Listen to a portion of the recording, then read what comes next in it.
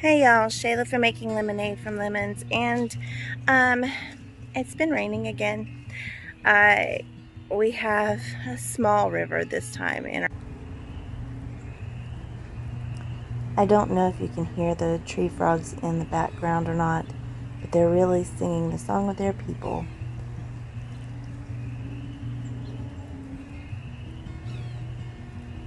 I wanted to show you guys a little bit about my plants and a little bit about how warm it's actually been.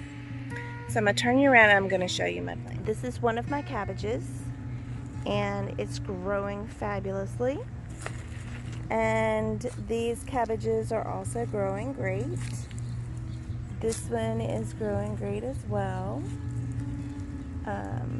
These are also cabbages, and these are cabbages, and as you see, they're starting to really get nice little heads on them and stuff, so I'm really excited about that.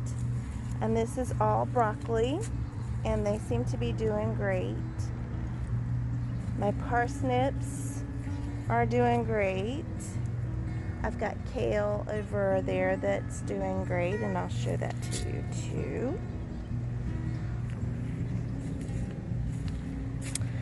This is mustard that's doing good, and this is my spinach that is huge.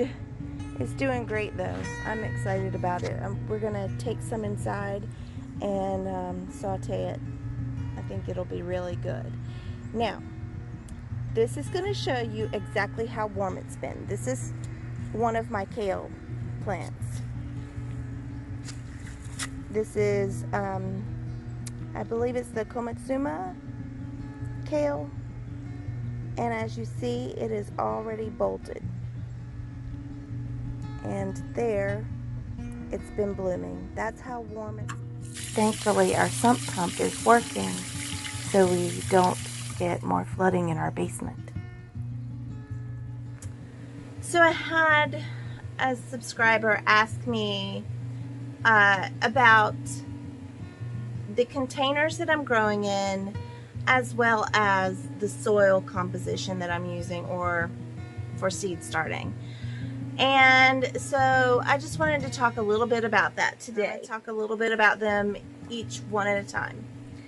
So I'm going to start with the solo cups, partially because these are inexpensive. You can find them anywhere.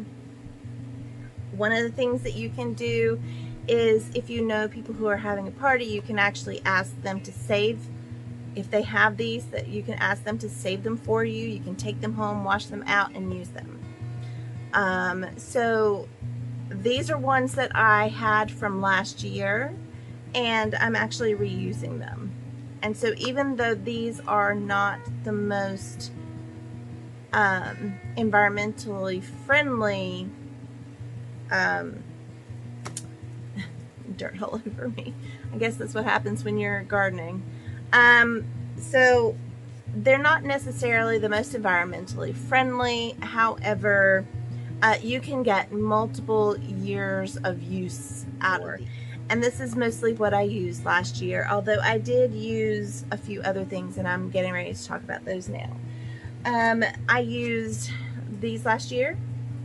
These are relatively inexpensive, especially if you get them off of Amazon. You can get, they are a range of prices depending on the quality. And so the higher quality they are, the more expensive they're going to be, but they're also going to be ones that will last you longer. I got these last year because I was just trying to save some money, because we were on a budget and these were relatively inexpensive. So I got these, and they did work, and I still have them. I can still use them again, but these were not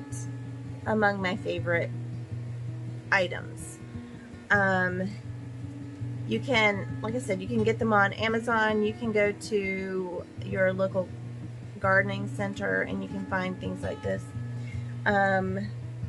But if you're going to get ones like this, I would probably suggest that you go somewhere like Bootstrap Farmer, somewhere like that, that they are a better quality.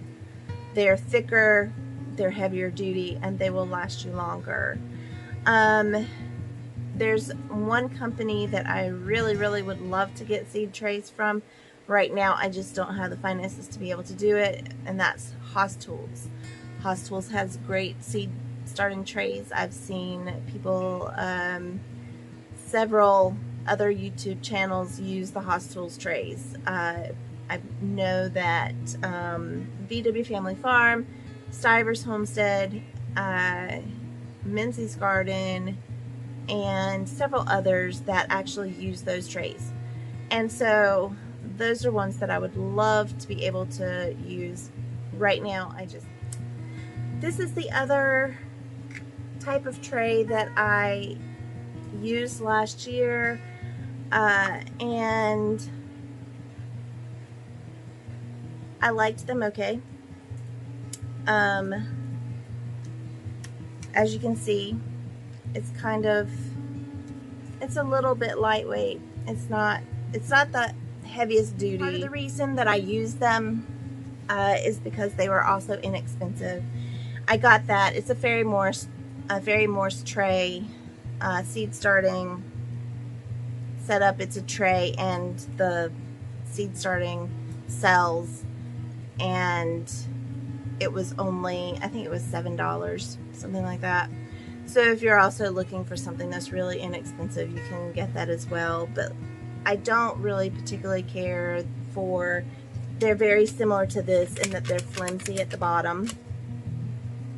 And so they do tear pretty easily. So that is one of the things that you'll need to watch out for if you use those trays. Okay, the next item that I'm going to show you guys is another thing that I am going to be using. I haven't started using these yet. Trays from last year. These are from plants. I had bought some coleus, and those were just for around my front door and planter boxes, just to help, you know, it was just for visual beauty.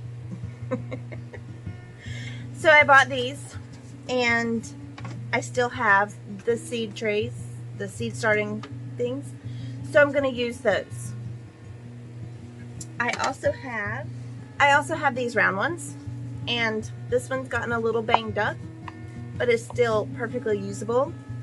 And probably whenever it comes time for me to start up potting, I will probably use these for some of mine, because once your plants get to the point where they have, you know, the first true leaves, and they have a well-established root system, if you can't put them outside at that point, then you want to up pot them.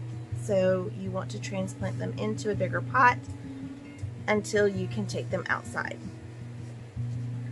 Okay, the final container that I'm using is these little baggies.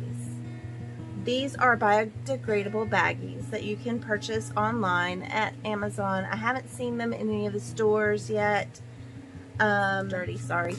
I got this. It was filled with 400 of various sizes. And so whenever they come, they will look like this. All right, they're folded up, that kind of thing. These are a little bit more, I would say these are a little bit more labor intensive, because you have to, you know, you could set them just like this, but I was watching Just from Roots and Refuge and the Stivers, and when they were talking about it, they said that in order to get theirs to stand up better, then they just turn them inside out and folded this down. This actually will hold, this one will hold a really good sized plant. So I may up pot some of my little seedlings if I can't take them outside. Like these flowers, I'll show you. Well, maybe my nasturtium. These might be the first ones, because if you see, these have really good root system already. So I may go ahead and up pot these here in the next few days. And that way they'll have, because it is not time for them to go outside yet. Even though it seems really nice outside, I'm afraid that we'll have a big freeze because our last frost date is not until April the 15th here, approximately. So I may just up pot those into here, which means I need more trays, more of the 10 by 20 trays. These are really inexpensive. They, like I said, they were only about $5 to $6 for 400 of them. I actually got a set recently that was sent that was $6 for 600. And so they're very affordable. And what I do is I just use my soilless mix. I use the Jiffy. You can get this at Walmart. It's only about $4 for this bag. About $4.50 actually. And it's peat moss, vermiculite, core pith, and lime. So it is a soilless mix. I also have used the Burpee organic, and it's just coconut coir. I've used that as well. That one seems to, because it doesn't have the vermiculite in it, it seems to need to be watered more often. And so with the different soil mixes, that is one of the things that you need to remember, is that if you have straight coconut coir or straight peat moss, because they have the peat pellets, and I do have a few things that are in peat pellets right now, but I don't have a lot. If you use those things, you're going to have to water them more often, and that was the reason that I had to replant some of my things, because I forgot. In the flooding in my basement, I forgot to water them. So that's one of the things that you're going to have to be really mindful of, is making sure that you water them. Thanks so much for spending time with us today, and we'll see you soon.